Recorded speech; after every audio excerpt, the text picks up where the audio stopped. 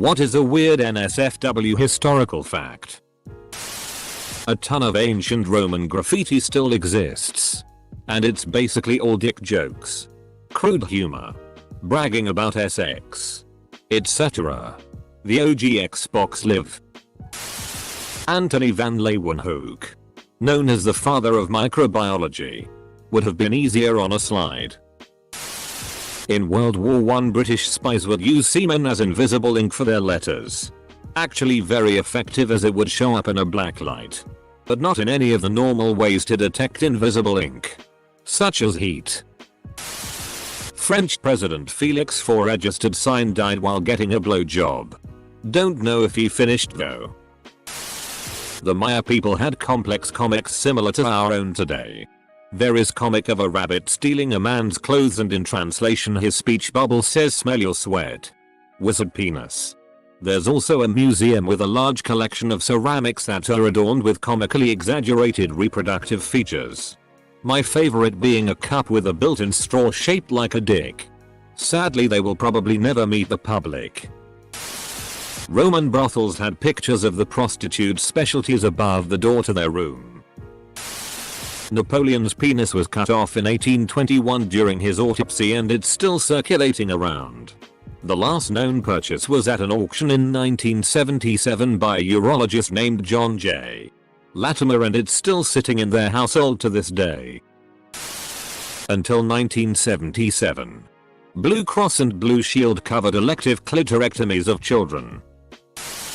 For decades, a centerfold of a Playboy magazine was the OSA gold standard to test image compression algorithms on. Josephine Bonaparte was well known for her acts in the sack. Don't know if this is historical. It's more religion.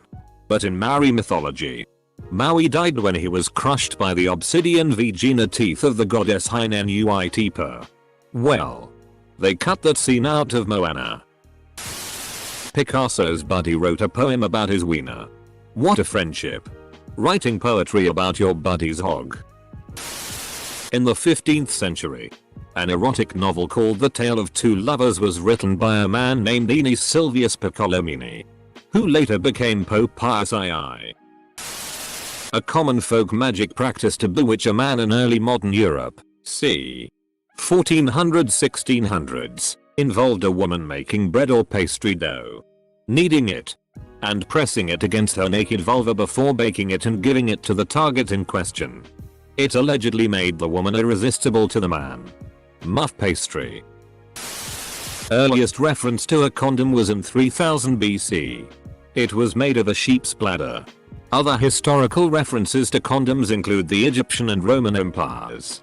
A condom found in Sweden was dated to about 1640. It was made of pig intestines and was reusable. Came with instructions written in Latin. A 20-inch DLDO was found in an old latrine in Poland, dating to the 1800s. It was made of leather, wood and bristles. Bristles? You sure it wasn't a toilet brush? Benjamin Franklin loved to bang old women because they couldn't get pregnant. He would write literature on the topic. It's hilarious. Street names in medieval England were often descriptive of what business or services could be found on that street. One guess what kind of business you'd find on Gropey Lane. In medieval Britain, it was believed that a woman could only conceive when she orgasmed.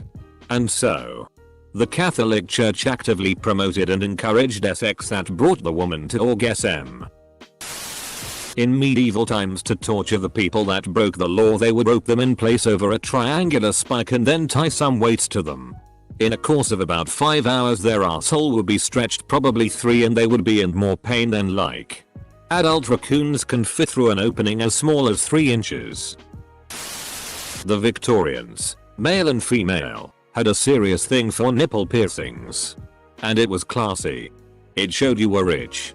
Like you had so much money that you could literally hang precious gems and metals from your nipples. Which also meant that there were quite a few necklines intended to display said classy nip nops. Edit. Since we're talking about the Victorians, I also feel like dropping the information that corsets weren't nearly as damaging as many think today.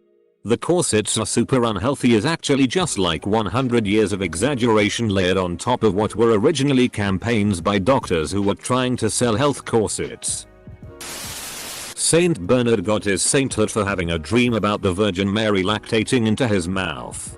Or in other words, Saint Bernard got his sainthood for a wet dream.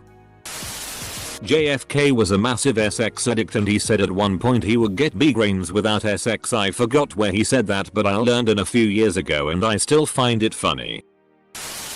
Cleopatra was the product of 4 consecutive generations of brother-sister marriages. The Ptolemies were adamant about keeping the royal bloodline pure, so they didn't allow it to fork. And you thought the Targaryens and Lannisters were bad. King Gustav II of Sweden, who reigned in the late 18th century, was under a lot of pressure to make an heir with his queen. One night when they were supposed to have sex, he called on his stablemaster, a known womanizer, and asked him on advice on where to physically put his dick. The stablemaster explained as good as he could, and the king went into the bedroom again where his queen was waiting. A few minutes later he came out again and told the stablemaster to enter too.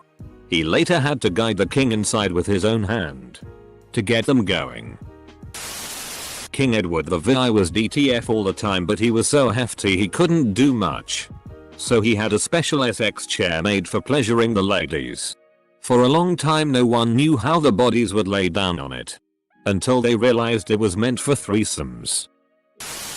Women and men in France at Versailles would just pee anywhere. Constantly. There were no bathrooms. Just a few chamber pots, but not enough, and they were drinking a lot of wine all the time. So courtyards, inside corners, stairways, anywhere. Fesses too, of course. Visitors to the palace would remark on how much it stank. Horribly. The most gorgeous palace, covered in gold. To add to this, Louis XIV's brother was a little more into hygiene than most people at Versailles, and he was constantly mocked for things like bathing, having his clothes washed, and not taking her in the corridor. Eater, thank you for the award. Blackbeard and his crew of pirates had a special horn that they used to insert into their urethra. This was then used to flush in mercury, which was believed to be the cure for syphilis. Andrew Jackson had a parrot that wouldn't stop swearing. Vlad Dracula, yes, that Dracula. Tepes of Wallachia and his brother were molested by the Ottoman Emperor as children. This is thought to be the reason for his extreme hatred of the Ottomans and why he used brutal tactics like impaling against him. Many children were injured and harmed during the American Industrial Revolution. In some cases, children that attempted to flee factories were shackled to their workstations to prevent them from running off. Someone managed to give us a historical NSFW.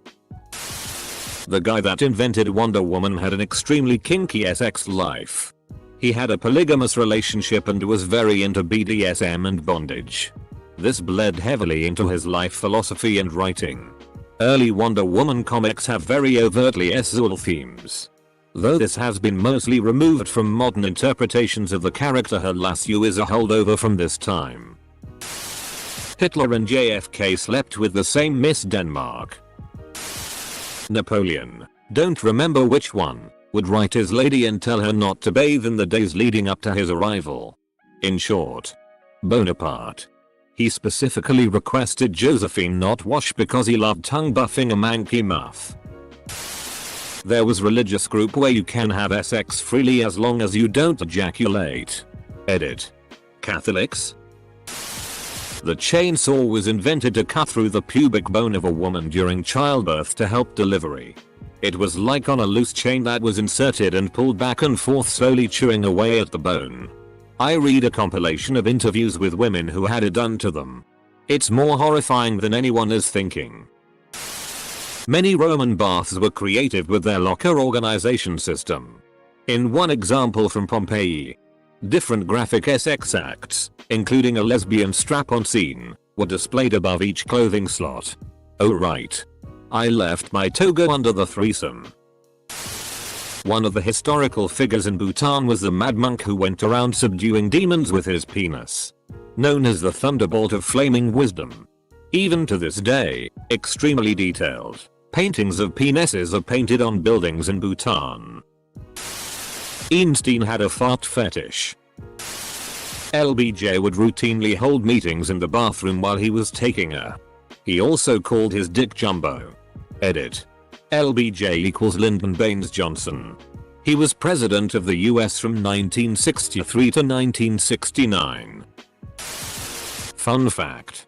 Jesus Christ was Jewish, which means he would have been circumcised after his resurrection, according to the Bible, and ascension to heaven. His foreskin would have remained behind on earth, and was therefore considered a holy relic. Needless to say, actually owning a piece of the body of Christ was a hot topic. So much so that the Pope had to establish a special office for determining the veracity of supposed foreskins of Christ. At one point there were as many as 14 confirmed relics of Christ's foreskin floating around in Europe. Bonus fun fact. A test to determine if the purported foreskin was in fact the real foreskin of Christ was for one of the papal officers to cut off a little bit of foreskin leather, put it in their mouth, suck on it to get it moist, and then decide if it tasted like God. Walt Whitman and Oscar Wilde definitely ed. Normally, I'd want sources. But then I sit back. I think of who Walt Whitman was, who Oscar Wilde was, that they ran in the same circles. And yeah, they clearly ed. Dunno if this counts, but Isaac Newton died a virgin, so now every time you feel bad that you still didn't lose your virginity, just remember you're still on par with Isaac Newton LMAO. He also realized that if he divided his life into an infinite number of time slices, his chances of getting laid approached zero as the time slice approached infinity. Ancient Egyptians used to stick crocodile fesses and other things up their lady parts as birth control. The thing about that is, it actually works. Crocodile fesses has some chemical in it that prevents pregnancy. There's a popular myth that Catherine the Great died by being crushed by a horse. This was after she suspended the horse to partake in some fun times. In reality she died of a stroke, which is much less entertaining to imagine. Pocahontas was a child when Smith arrived, yet people made romantic fanfiction out of them. Victorian women who suffered from hysteria went to the doctor for treatment. The treatment was the doctor getting them off via clitoral stimulation. Old Timmy man. Doctor. My wife, whom has had 3 children and 0 orgasms this year, cries a lot. Doctor. She is obviously hysterical. Send her in. Gonorrhea was nicknamed the clap based on certain treatments for it. Way back in the day. Because the penis can have some lovely discharge. It was thought that clapping on it or smashing it would rid the pen of its goo and cure the infection. Sometimes this meant whacking their wee-hoo on a desk, smashing it with a book. Anything to smack the stuff out of there. I bet you fellas are happy they don't do that anymore. I hope. There is a temple in India dedicated to sex. It has various statues with many different sex positions and naked girls. Check it out on Google, there are some pretty crazy ones. Also Kamsutra. First kind of sex education book. Elizabeth Bathory is believed to be the first female serial killer. Born in August 1560 Hungary, she is reported to have killed over 500 young girls and bathed in fire blood. Though this is very likely to be highly exaggerated. What isn't disputed is that Bathory likely killed a lot of young people. Genghis Khan had many wives and concubines. These women were often princesses or queens that were taken captive or gifted to him. He provided them their own camps to live in and manage. Each camp also contained junior wives, concubines. The guards had to pay special attention to the individual camp in which Genghis Khan slept, which could change every night as he visited different wives. 5% of world's male population are direct descendants of Genghis Khan. Catherine the Great of Russia had a whole room of sex-related curiosities. She collected dildos and other sex toys from all over, and had ornate pieces of furniture with penises carved into them, as well as lots of erotic art. She was a little obsessed, to put it mildly. Napoleon's penis was removed by the coroner who did the autopsy. It was preserved and has been sold and passed down for over 150 years. A professor of urology at Columbia University bought it in 1977 for $7,000. And ownership passed to his daughter when he died in 2005. Big sex orgies were so popular in ancient Greek times that they threatened the way of life in politics. So the big boss who made up the Greek gods just went, hey yo, we got a god of orgies now. Can you stop PLS now? And it worked. A lot of ancient artwork on ancient Egyptian buildings is just straight up PRN. Like historians believe a bunch of peeps would just go up to a certain wall and jack it off there. One to be debated. Literature written by Vikings, actual Vikings not monks, all have at least 3 dick jokes or references in them. There's an old joke. The Greeks invented the orgies.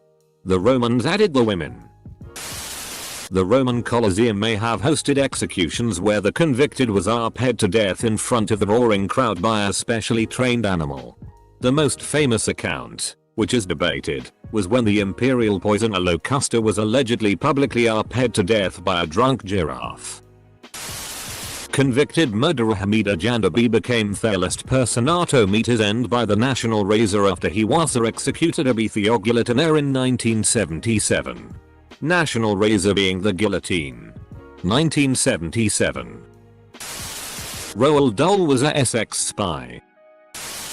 Do I really even need to bring up the name of H.P. Lovecraft's cat?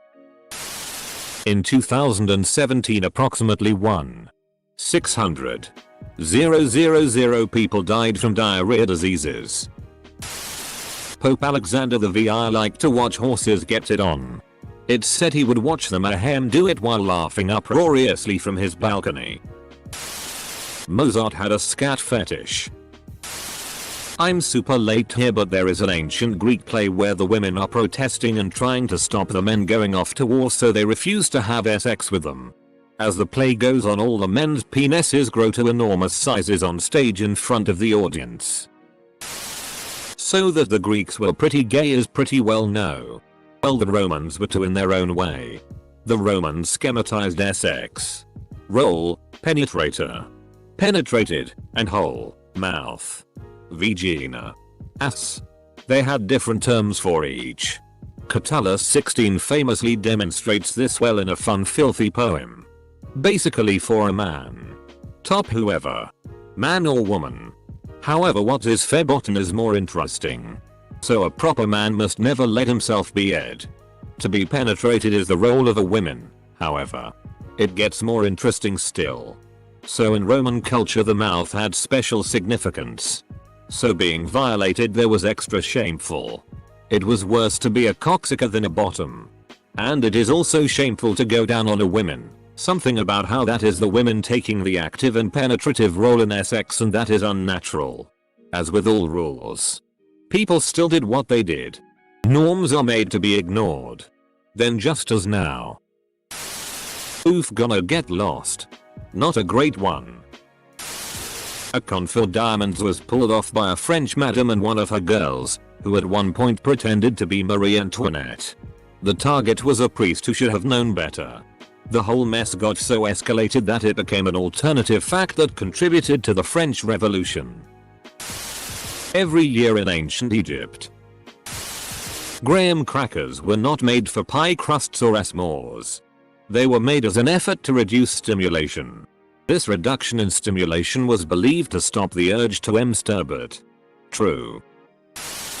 Thomas Jefferson's slave Sally Hemings was half-sister to his wife Martha. Jefferson kept Hemings in a Wapay basement and had 6 children by her. It's infuriating how some historians try to portray Hemings as his mistress or lover. As if an underage slave can willingly consent to sex or procreation with their Slaviana. She was definitely a victim of sexual abuse and it wasn't romantic. In some places to work for female royals you had to get your penis chopped off. Prostitutes in the 1700-1800s shaved their vaginas to ensure they didn't catch crabs.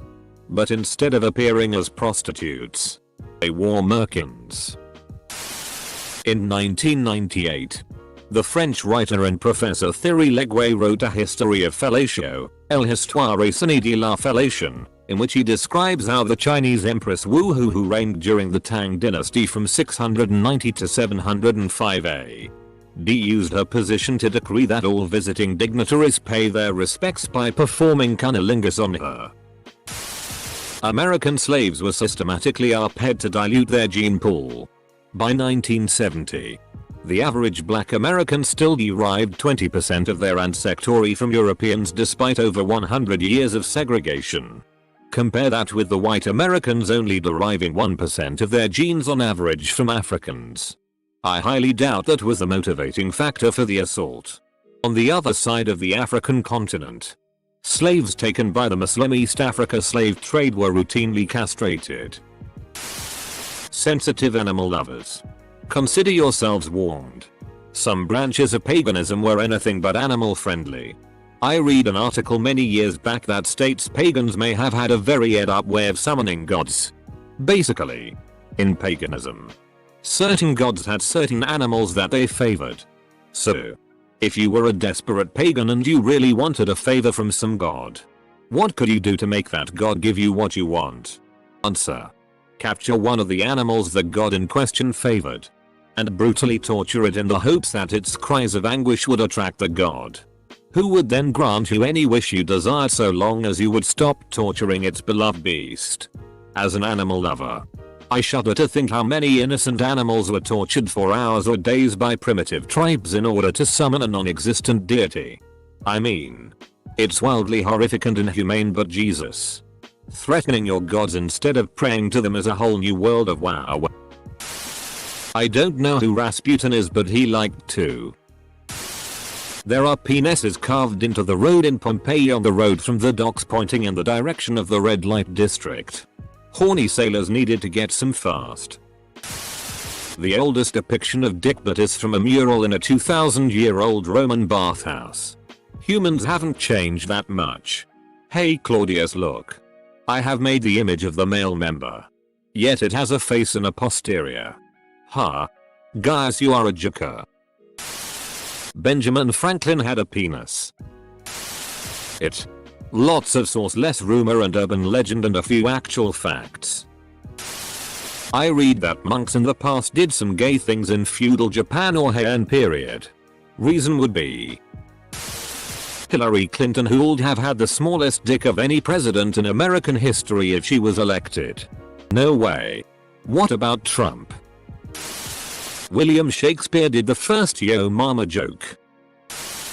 Cleopatra had the first vibrator made out of wood. I believe it would hold bees in it, so when she hit it or shook it up the bees will get agitated and make vibration in the ear. Engineer here. Nope. Queen Victoria was a smackhead. Most men in history who had very close friends were usually more than just friends. Confirmed bachelor. Long-time aide. During World War II, American soldiers on Russian soil would drop extra large condoms labeled small to make the Russians think Americans were genetically superior. Graham crackers and Kellogg's Corn Flakes were based off of a diet that was meant to curb a person's desire to masturbate. The heart-oon shape is actually the shape of the seed of a plant called silphium. Other types of silphium exist, but the heart-shaped one is extinct. Why? Because the Romans used it as a contraceptive. It worked well enough they literally ate it into extinction. The heart-oon shape thus became associated with love. None of this is actually confirmed. It's all speculation. Countess Elizabeth Bathory was said to have bathed in the blood of 650 of her servants, including children, to maintain her youth. Vlad the Impaler would cut the breasts off women and feed it to their husbands, and cook children and feed it to their mothers. Then impale them all. Of course. A big part of being locked in the stocks, medieval style, was that anyone could pay you from behind all night and you'd never know who it was. That punishment makes a scary kind of sense now. Fun fact.